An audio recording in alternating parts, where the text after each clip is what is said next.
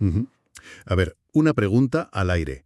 ¿Qué se necesita para trazar un mapa hacia la libertad financiera? Buena pregunta para empezar.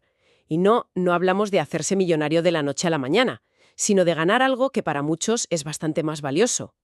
Tiempo. Tiempo para elegir, diría yo, que es muy distinto a no hacer nada. Totalmente. Es la capacidad de decidir. De decir, oye, quiero seguir trabajando, vale, reduzco la jornada. O ¿sabes qué? Me apetece dedicarme a algo que no tiene nada que ver con mi vida hasta ahora. Justo eso. Y hoy vamos a analizar en detalle un plan, pero un plan increíblemente concreto para conseguirlo. Ajá. La fuente es una entrada de un blog, Invertir con Sore, publicada en septiembre de 2025. Ahí el autor comparte, con pelos y señales, su estrategia personal para alcanzar la independencia económica. Y se pone un plazo. 5 años. Bueno, para ser exactos, 4 años y 11 meses. Sí, sí, le gusta la precisión. Se nota, se nota. Y la precisión es clave en todo esto. Nuestra misión hoy es desgranar este plan. Número por número, estrategia por estrategia, vamos a ver cómo una mezcla de disciplina, de inversión y sobre todo de una mentalidad que yo calificaría de ultraconservadora, Casi pesimista, ¿no? casi. Cómo todo eso puede convertir una meta que suena lejanísima en un objetivo muy, muy tangible. Es un caso práctico fascinante. Lo es. Y lo que a mí me parece más interesante es que no se vende como una fórmula mágica. Para nada. Es un ejercicio de realismo puro y duro. Sí, El autor parte de su situación, que él mismo dice, oye, esto no es lo de todo el mundo, pero los principios que aplica son totalmente universales. ahí está la clave. Claro, hablamos de gestionar el riesgo, de definir objetivos con una claridad, meridiana, y de tener un plan B para cuando el mercado se tuerce. Es, en el fondo, un estudio de caso sobre cómo tener un propósito claro da forma a cada decisión financiera que tomas. Totalmente. Y antes de saltar a las cifras, que las hay y son muy específicas, creo que es fundamental entender la motivación del autor, el porqué de todo este esfuerzo. El motor, sí. Lo deja muy claro. No busca lujos, ni coches caros, ni caprichos. Su objetivo es tener más tiempo. Tiempo para leer, para aprender, para estar con su familia, para cuidar su salud, para viajar sin prisas o incluso para escribir un libro. O sea que la meta no es el dinero en sí. No, es comprar una vida con más calma. Y yo creo que ese es el primer error que comete mucha gente. Empiezan a calcular sin saber para qué. Este autor invierte el proceso y por eso su plan es tan robusto. La meta, ese estilo de vida concreto, define los números, no al revés. Y esa concreción lo cambia todo. De acuerdo, pues vamos a desglosar esos números, las bases sobre las que se construye todo el plan. El punto de partida es un capital inicial de 250.000 euros. Ahí es nada. Claro, y él mismo insiste mucho en que esto es el resultado de 10 años de inversión, que no es un punto de partida común y que lo usa solo como ejemplo personal. Pero incluso aquí, en esta primera cifra, ya hay una pista de su mentalidad, ¿verdad? Absolutamente. Es la primera de muchas. Dice 250.000 euros, pero añade una nota al pie. ¿Ah, sí? En realidad tengo algo más invertido. Y esa coletilla, ese en realidad es un poco más o un poco mejor, es una constante. Es su primera capa de seguridad. Exacto. Luego están los ingresos que él considera pasivos, que suman unos 9.500 euros netos al año. Que la procedencia es curiosa. Sí, muy variada. 5.500 euros de dividendos de su cartera, 3.000 como entrenador de baloncesto infantil, que para él es más un hobby que un trabajo, Sí. y 1.000 euros por el alquiler de 2 plazas de garaje.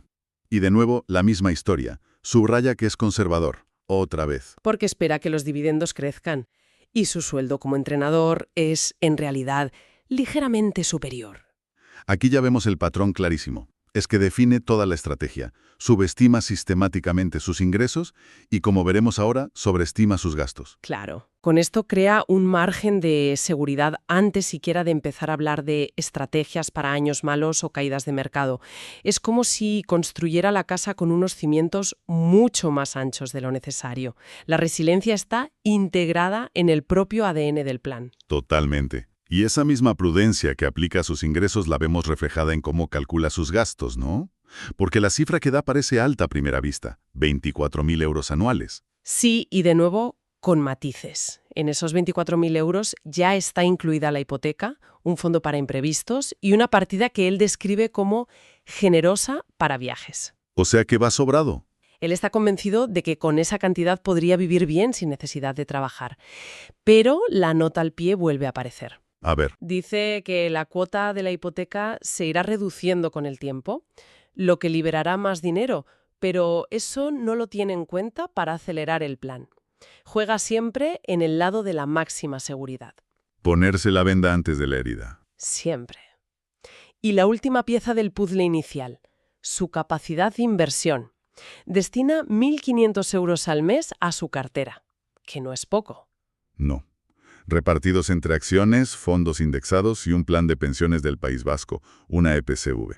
Y es interesante que mencione una EPSV, que es un producto de previsión social específico del País Vasco con unas condiciones fiscales muy ventajosas. Buen apunte.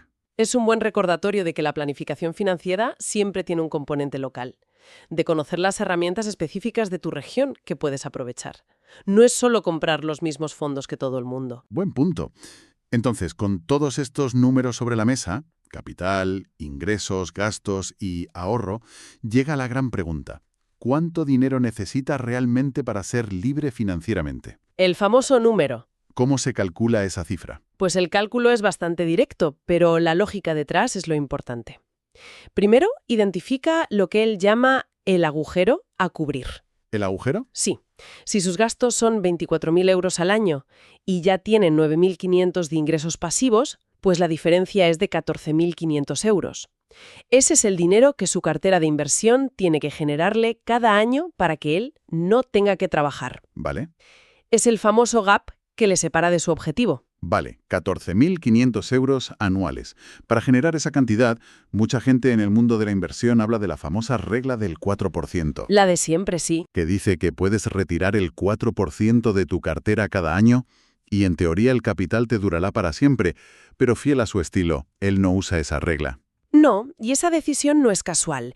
La elección de una tasa de retiro más baja, del 3,5%, refleja una conciencia muy clara de los debates actuales en la comunidad financiera. ¿A qué te refieres? Pues que la regla del 4% se basó en datos históricos de Estados Unidos, el Trinity Study, pero hoy en día hay muchos expertos que advierten que con valoraciones de mercado altas y expectativas de rentabilidad más bajas o en periodos de alta inflación, ese 4% podría no ser seguro. O sea que al bajar del 4% al 3,5%, lo que está haciendo es comprar seguridad. Exacto.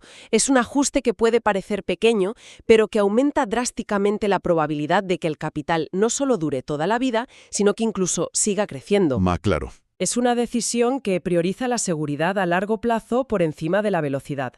Prefiere tardar un poco más en llegar a la meta, pero que la meta sea un castillo de piedra y no de naipes. Entendido. Entonces, con esa tasa del 3,5%, la operación es sencilla. 14.500 euros dividido entre 0,035. Y el resultado es un número mágico. 414.285 euros. Esa es la cifra exacta que su cartera de inversión debe alcanzar. Un objetivo claro, medible y, lo más importante, calculado con un margen de seguridad tremendo. Vale, tiene el objetivo, pero aquí es donde a mí me entra la duda. Tiene que pasar de 250.000 a casi 415.000 euros. Un salto importante, sí. ¿Es realista pensar que puede conseguirlo en solo 5 años, aportando 1.500 euros al mes y con una rentabilidad esperada que él mismo vuelve a calificar de conservadora, del 5% anual? Y para responderla, usa una simple calculadora de interés compuesto. Y de nuevo, ese 5% de rentabilidad es su escenario base, el pesimista. Claro. Él mismo reconoce que su objetivo real es lograr entre un 8 y un 10% a largo plazo, pero para los cálculos se ciña al 5%. Si las cosas van mejor, llegará antes. Si van según su plan pesimista, cumplirá el plazo. ¿Y cómo se ve esa proyección en la práctica, año a año? Es el poder del interés compuesto en acción. Al final del primer año, su capital ascendería a unos 280.500 euros. Vale. Al final del segundo ya estaría en 312.525. El crecimiento se va acelerando porque cada año los intereses se calculan sobre una base más grande. Claro, el efecto bola de nieve. Eso es. Para el final del tercer año, la cifra sube a 346.151 euros y al terminar el cuarto alcanzaría los 381.458. O sea que llega al quinto año a un paso de la meta. Un sprint final. Exacto. Y él lo detalla mes a mes en su blog. Según sus cálculos, alcanzaría los 414.285 euros en el mes 59. En 4 años y 11 meses. Eso es. Y hasta tiene una cuenta atrás pública, 1.825 días. Pero aquí él mismo hace la advertencia más importante de todo el plan, que esto es solo una proyección, ¿no? Una línea recta en un mundo lleno de curvas. Precisamente. Él insiste en que esta proyección es teórica. La realidad del mercado, con sus crisis y sus euforias, podría alargar el plazo a 6 o 7 años. O acortarlo, si tiene suerte. O acortarlo. Lo esencial no es la fecha exacta en el calendario. Lo verdaderamente importante es que este ejercicio le confirma que la dirección es la correcta y que el plan es viable. Entiendo. La disciplina de seguir aportando mes a mes es infinitamente más importante que obsesionarse con la fecha de llegada. La proyección es solo una brújula que le dice que va bien encaminado, no un mapa detallado del terreno que va a pisar. Vale, eso me parece una puntualización crucial. Porque la teoría en una hoja de cálculo siempre es perfecta, pero luego llega la vida real. La vida real, sí. Los mercados caen un 20% en un año y el plan se va al traste. La mayoría de la gente tiene un fondo de emergencia, pero este plan parece sugerir que eso no es ni de lejos suficiente. ¿Cuál es su verdadera estrategia para una crisis? Esa es la joya de la corona del plan. A ver. Esto es lo que separa un simple deseo de una estrategia robusta. Él lo llama su sistema de colchones de seguridad y tiene 3 niveles. El primero es el que todo el mundo conoce. El fondo de emergencia de toda la vida. Sí, el colchón de último recurso. El equivalente a 12 meses de gastos en una cuenta corriente o un producto muy líquido, de acceso inmediato. Este es, como él dice, el botón rojo que solo se pulsa en caso de catástrofe absoluta.